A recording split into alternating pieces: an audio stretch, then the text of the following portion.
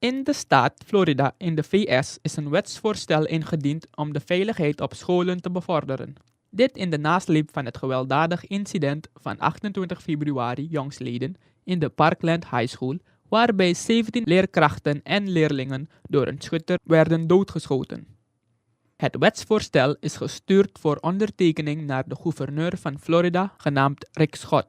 Als het officieel wordt goedgekeurd, zal het binnen 15 dagen in werking treden. Het wetsvoorstel omvat het verhogen van de minimumleeftijd om een vuurwapen te kunnen kopen van 18 naar 21 jaar en een programma dat onderwijzers opleidt om te kunnen omgaan met vuurwapens. In Florida's state capitol buildings, students staged a die-in. This was a last-ditch effort to persuade Florida's politicians to ban assault rifles and not arm school staff. On the chamber floor, emotions ran high. Representative Jared Moskowitz is from Parkland, where 17 people were killed. You don't need to stand with me. I don't need you to stand with me. I need you to stand with the families. Push the green button.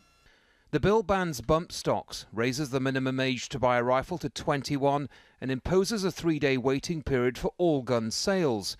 Such measures were unthinkable in a Republican-controlled legislature before the Parkland school shooting. Controversially, the bill proposes that some teachers and school staff who carry out the required training can now carry firearms.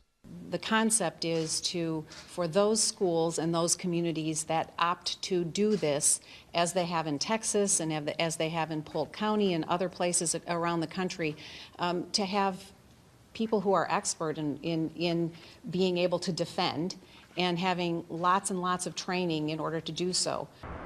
In Parkland, students returned for their first full day since their classmates and teachers were killed.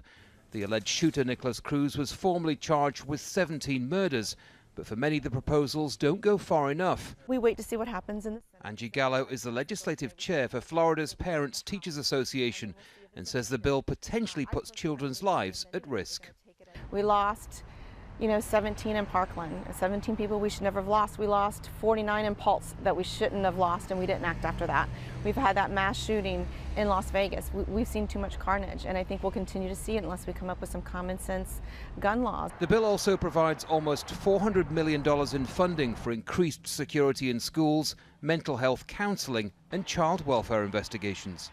The bill will now go to Florida's Governor Rick Scott. If he signs it, the proposals will become law within 15 days. For the survivors of the Parkland school shooting, there's a grudging acceptance that this is a step in the right direction. But ultimately, they're disappointed that assault rifles weren't banned and that some teachers will be armed.